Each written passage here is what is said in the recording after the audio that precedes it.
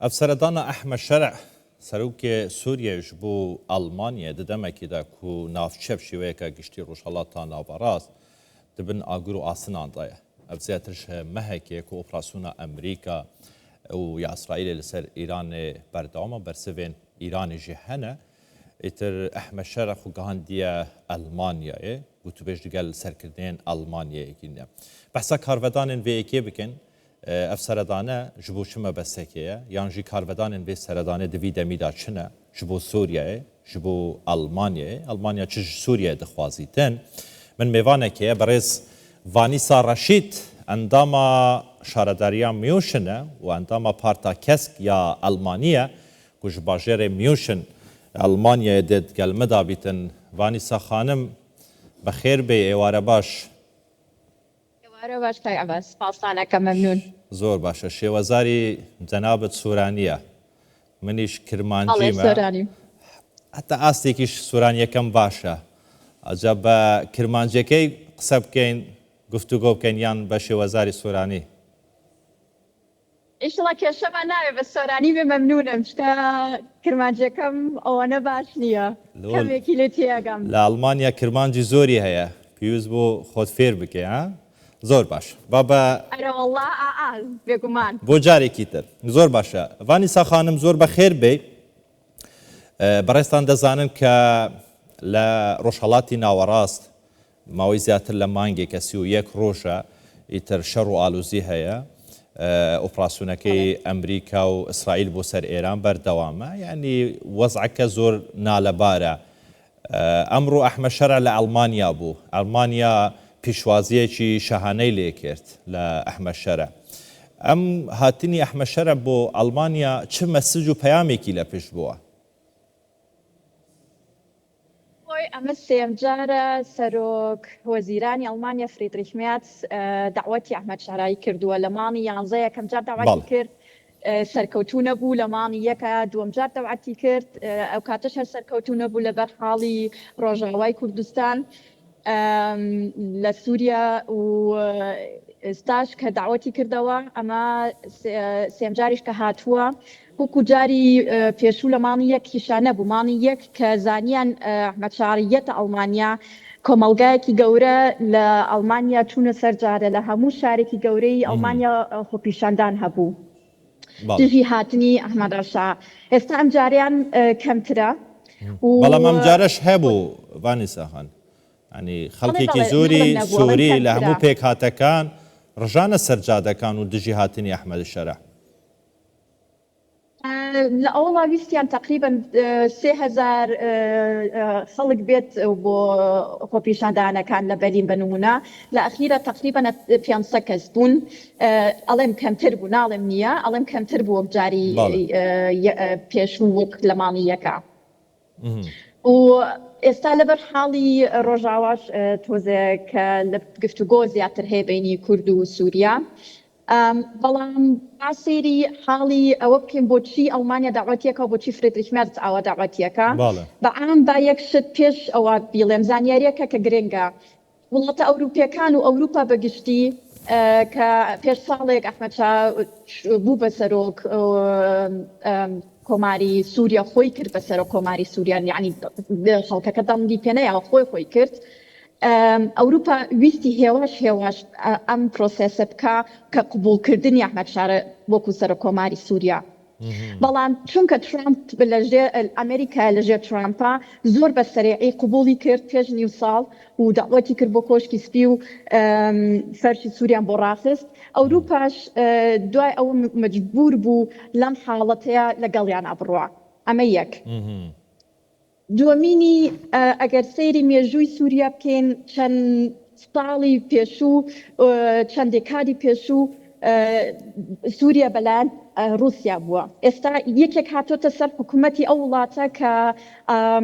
ئامێزیەک هاتەوە بۆ ئەمریکا و بۆ ئەوروپا ئەمانیش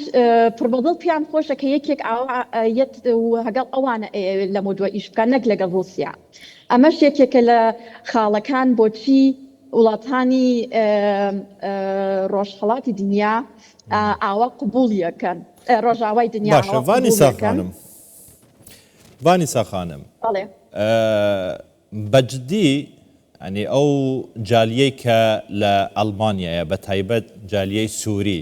ڕەوەندی سووری کە لە ئەڵمانیا لە ناو هەمووشیان کورد ئەنی لە ناو پێکهاتەکانی تری سووریا کورد ئەنی باسییان لەوە کردووە دەڵێن کە هاتنی ئەحمەد شەرەف بۆ ئەوەیە کە ئەڵمانیا ڕازی بکاتن تەواوی ئەو سووریانەی کە لەوێن بیانگەڕێننەوە چونکە ئەمە داواکاری سەرەکی ئەڵمانیەکانە بەجددی ئەڵمانیا سووریەکان دەگەڕێنێتەوە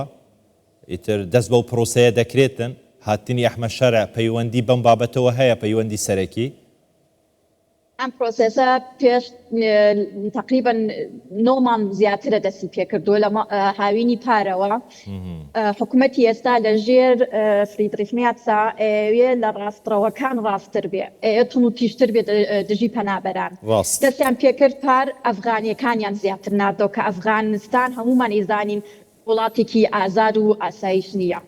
و سووریاش ئێستا دەستیان پێکرد سووریەکان بنێرنەوە تقریبا زیاتر لە 1 میلیۆن سووری لە 2014 هاتوۆتە ئەم وڵاتەوە لێرە ئەژین زۆریشیان جنسی ئەڵمانیشیان ئێستا هەیە لێرە ئیشەکەن زمانەکە ئەزانن و فریدریخ میاتس ئەڵێ ئەحمەد شەرە ئەو هەدەفەی هەیە ئەو پێشنیاری کردووە کە تقریبا 80% ئەم 1 میلیۆن کەسە ئەم 1 میلیۆن سووریانەت کە بگەڕێنەوە سووریا فریدریخ میاتسیش حەزەکە ئەم 80% 1 میلیۆن کە 600,000 کەس بڕۆنەوە ئەم ژمارەیە شتێکی ڕیالیستیک نییە ئەم ژمارەیە ئاوا قەت ناتوانێت جێبەجێ بکرێ لەبەروی یەکەمیان خەڵکەکە خۆی نایەوێت سووریەکان نایەنەبێ لە ناو ئەڵمانیا ئەو حزبانەی کە میانڕەون کە دژی دەرکردنی کۆچبەرانن بە تایبەت پارتەکەی ئێوە پارتەی کەسێک لەگەڵ ئەوەن کە کۆچبەرەکان بە ناچاری بیگەڕێنەوە یانیش هەوڵ دەدەن بۆ ئەوەی کە قەناعەت بە حکوومەت و لانی پەیوەنددار بینن کە ناکرێتن هەموو کەسێک بە زۆر بگەڕێننەوە لێرەیە ئێستا بۆ ئەم هاتنەی ئەحمەد شەرە بە نمونە فراکسیۆنی چەپەکان لە پەڵەمانی ئەڵمانیا زۆر بە جدی وتۆتی ئەم هاتنەی ئەحمەد شەرە ئیشێکی دیبلۆماسی نییە کە ئێوە ئیکەن ئیشێکی دژی مافی مرۆڤایانیە یەکەم دۆمینی حیزبی سۆڵز سەرۆکی حیزبەکەی خۆم فرانسیسکا براندنا بە تەواتی وتی ئەوەی فریدریخ میاتس ئەیکا زۆر خەتەرە ئەوەی ئەیڵێت زۆر خەتەرە ژمارەیەکی ئاوە 80% لە خۆت و بیڵی بەس بۆی ڕاستەوەکانی ئەم وڵاتە ڕاکێشی بەلای خۆتە دوا ڕۆژ دژی ئەو خەڵکەش ئیشەکەیت ئێستا تۆ بە زۆر بتوێ خەڵک بنێریتەوە بڵێ شەڕ لە وڵاتن لە سووریا نەما و سووریا ئازادیشە و ئاسایش هەیە لە وڵاتەیە قبول نییە و لەلایەکی کەش سەرۆک وەزارەتی وەزیری خارجی ئەڵمانیا ڤادەپول کە خۆشی ئەندامی حیزبەکەی فریدریخ میاتسا CDU ئونیۆنە چەمانە لەمە پێش پار لە سووریا بوو لە داماسکۆس بوو کە هاتەوە وتی ئەو وڵاتە یەشتە وڵاتێک نیە ئێمە بتوانین خەڵک بنێرینەوە لێرەیە فریدریخ میاتس زۆر تووڕە بوو لە وەزیری خارجی خۆشی یعنی لە ناو حیزبی خۆشیە چەند کەسێک و چەند سیاسەتمەندارێک و چەند سەوتێک هەیە کە ئەڵێن نەخێر ئەم گەڕانەوەی ئەم کەسانە ئاوا وەکو تۆتەوێ نابێ بکرێت زۆر باشە دەست خۆش بانی ساخانم گەلەگەلک سوپاس لە پشش دیارە بەهارێکی خۆش دروست بووە لە میوشن هەرچەندە لە کوردستانیش بارێکی باش هەیە بەڵام کەش و هەوا باران ڕێ پێی نەدای نەگەشت بکەین نازانم لەوێ گەشتان کردووە گەشتی بەهارە و نەورۆز